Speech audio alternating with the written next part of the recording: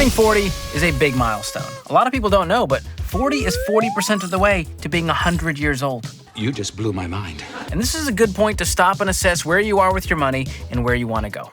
Why 40? Well, at that point, you've had enough time to make some financial progress, and you likely still have time to make a big impact on the future ahead. So whether you're already over the hill and you know what it's like to injure your back while sleeping, or you're in your 20s and 30s and you still have a limber lumbar region, keep watching. Because in today's video, we're going to talk about 9 financial goals to achieve before you turn 40 to make sure you and your family are on the right path to building wealth. But first, click those like and subscribe buttons and share this with your friends who are on the verge of a midlife crisis. And do it before they buy a Miata and start wearing those weird little bead bracelets. What's going on there? Why? Okay, the first goal to achieve before 40 is debt freedom.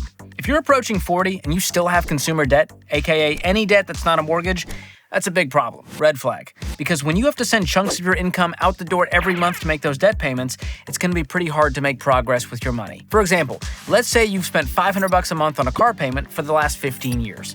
If you would have invested that money instead, you'd have over $200,000 by now. But instead, you have a car that's still not really yours. And sadly, payments are the norm in America. 34% of Americans say they have more than 10 grand in consumer debt. So if that's you, and you have a car payment, credit card debt, student loans, or any other kind of debt besides a mortgage, get rid of it ASAP so you can stop paying for the past and start funding your future. Okay, second financial goal to achieve before 40 is having a full emergency fund. Honestly, you should reach this goal way earlier, but the reality is a lot of people don't. In fact, only half of Americans said they have $1,000 in savings. That's a problem, because life is full of surprises, and no surprise, some of those surprises cost a lot of money. Like when your AC goes out, or when you start to get some leakage from the soft top on your midlife crisis Miata, or when you take your Frenchie to the vet and they take approximately 23 x-rays only to find out that your dog is not injured, it's just obese. True story. Just me? Cool. You're on a diet because you're a little chubby, okay? Those kinds of things can derail your financial progress if you're not prepared. So I recommend having 3 to 6 months worth of expenses tucked away somewhere in a high-yield savings account where it's accessible and you can earn some decent interest. And I'll tell you about a great one in just a bit. But that emergency fund will be a solid safety net between you and whatever costly catastrophe life throws your way. Here's the importance of this. When you have a financial emergency, you're not going to need to use debt to pay for it, making it less of an emergency and more of an inconvenience. Okay, goal number 3 before 40, home ownership.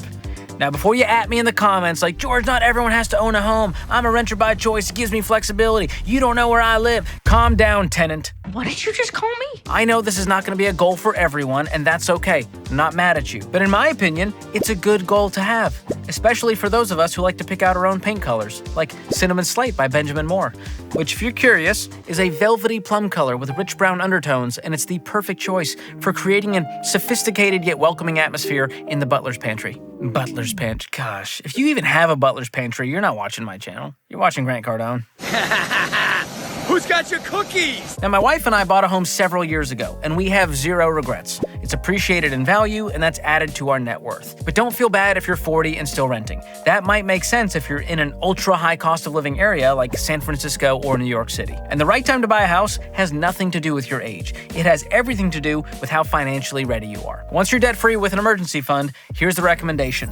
You want to have a down payment of at least 5 to 10% if you're a first-time homeowner, and I recommend buying a house with a payment that's no more than 25% of your monthly take-home pay on a 15-year fixed-rate conventional loan. When you can do that, you're financially ready to own a home, regardless of your age. Now, is that extremely difficult with the current housing market? Yes. But if you jump the gun and you end up with a mortgage where you're throwing 40, 50, 60% of your take-home pay towards living expenses, you're going to be broke and life will be hard. So even if you're 40 or over, hold off on buying a house until you're financially ready. Otherwise, your dream home could become a financial nightmare. The fourth goal to achieve before 40, investing for retirement. I recommend investing 15% of your income in tax-advantaged retirement accounts like your company 401k or a Roth IRA, but only after you're debt-free and you have that fully funded emergency fund, aka goals number 1 and 2 on this list. Hopefully by the age of 40, you'll have those 2 boxes checked, as well as enough financial margin to consistently be investing 15%.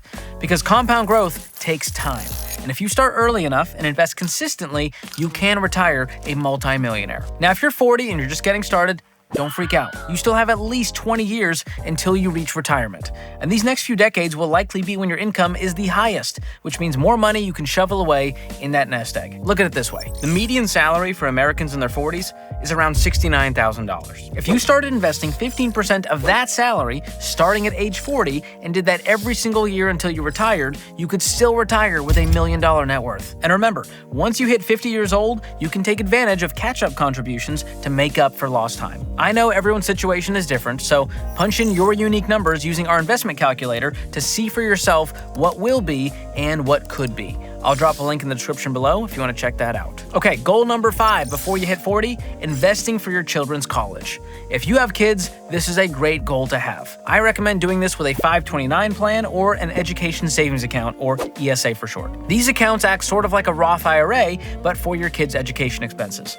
And let me tell you, opening a 529 plan was one of the first things I did when my daughter was born. Probably could have waited until after the umbilical cord was cut, but I was just so excited I couldn't help myself. And just like retirement investing, the sooner you start contributing to this education fund, the more time you'll have for compound growth to work its magic on your money. Get this, if you contribute just $150 a month from age 0 to age 18, you'll have potentially 6 figures of tax-free money to use for college, or trade school, or Derek Zoolander's Center for Kids Who Can't Read Good and want to learn to do other stuff good too. A lot of options out there. How can we be expected to teach children to learn how to read if they can't even fit inside the building? And here's a fun way to help save for your kids' college. Bring the family into it. Ask your family to contribute to an education fund as a birthday gift or Christmas gift. Maybe Aunt Gertie chips in some college money to go along with the SpongeBob Crocs gibbets that she bought on Etsy from someone with a 3D printer and a blatant disregard for intellectual property rights. No judgment, but stay safe, Aunt Gertie. They're coming for you. You'll never catch me alive.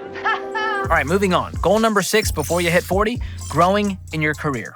By the time you're 40, you're probably more than 15 years into your career. So you should not be where you were in your mid-20s. You're hopefully making more money as you've grown professionally. Put it this way, if you work at Cracker Barrel, you should have at least 4 stars on your apron by 40. Minimum. Now, ideally, you'll be earning enough to accomplish the goals we've already mentioned on this list and still have some left over for things like saving, investing, and of course, SpongeBob gibbets. If not, you might want to consider some serious changes. If you're close to 40 and you're stuck in a dead-end job with low pay, no room for advancement, and no way to earn more money, it's time to start looking for a new job, maybe even a new career field altogether. Like I said earlier, the average salary for Americans in their 40s is around $69,000. So if you're making a whole lot less than that, or if you're not making enough to live the kind of life you want, it's time to make some career moves. And speaking of making moves, if you've got a lot of money sitting in a regular old savings account earning dismal interest, it's time to look into a high-yield savings account, like the one offered by Laurel Road, one of the sponsors of today's video.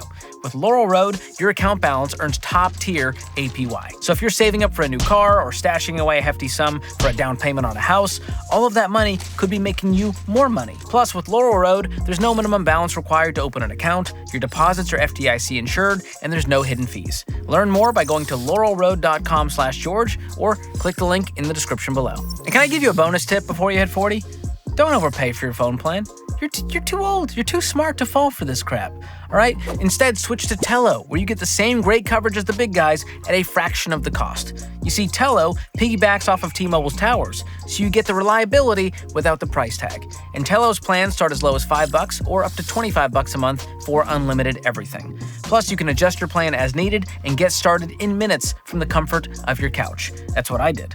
And right now, you can get an extra $5 off your first month of the unlimited everything plan by going to tello.com/George or click the link in the description below. All right, back to non-bonus goals. Goal number 7 before you hit 40, making extra mortgage payments. There are people who will tell you not to worry about paying off your mortgage early because it's, quote, cheap debt, aka money borrowed at a low interest rate. But the way I see it, a mortgage is like diarrhea. As soon as you get it, hopefully, you want it gone ASAP. If you don't, I have questions. You should have picked a different analogy. And here's why. If you pay off your mortgage early, you can save tens of thousands of dollars in interest payments, maybe even hundreds of thousands of dollars. Plus, when you get rid of that mortgage payment, you can use that extra money for things like investing, giving, saving up for vacations, or buying a movie-quality Captain Hook costume for your monthly pirate cosplay meetup. Do what you do, whatever swabs your poop deck, man. Who am I to judge? I'm judging. Secretly, I don't know if it was clear I was judging. I don't remember asking you for your input. When you have a paid-for home, you don't have the golden handcuffs of a good interest rate. You know what the best interest rate is? 0.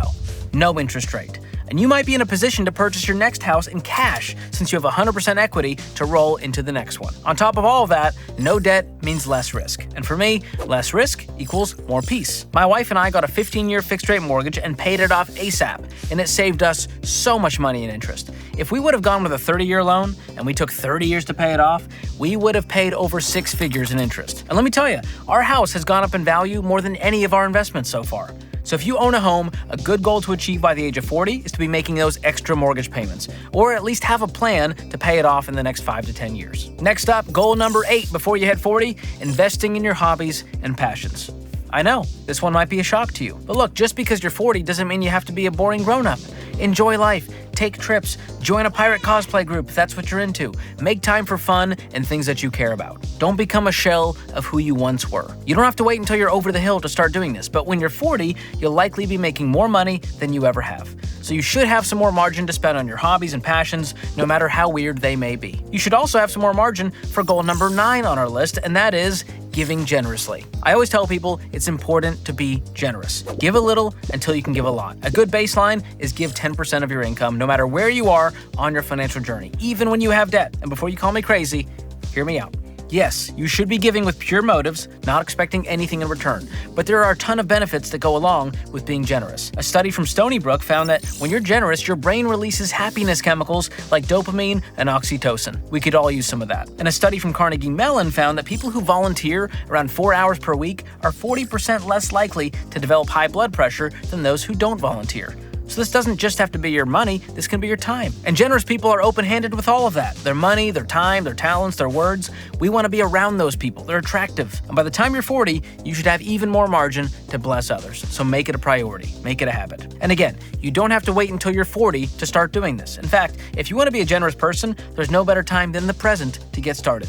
If you say, well, when I have this much, then I'll be more generous. The truth is, you won't. Why? Because you haven't built the habit. And let's be real, giving is the most fun you'll ever have with money.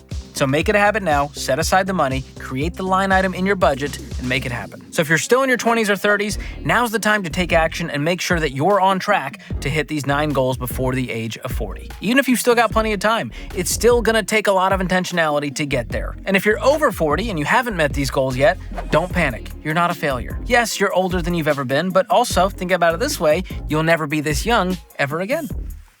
I think that was encouraging. Not sure, in hindsight. Everyone's financial journey is different, and there are still things you can do to build wealth for retirement and get your net worth up. And by the way, if you want to know what your net worth should be by the age of 40, keep watching this next video or click the link in the description below. Thanks for watching. See you next time.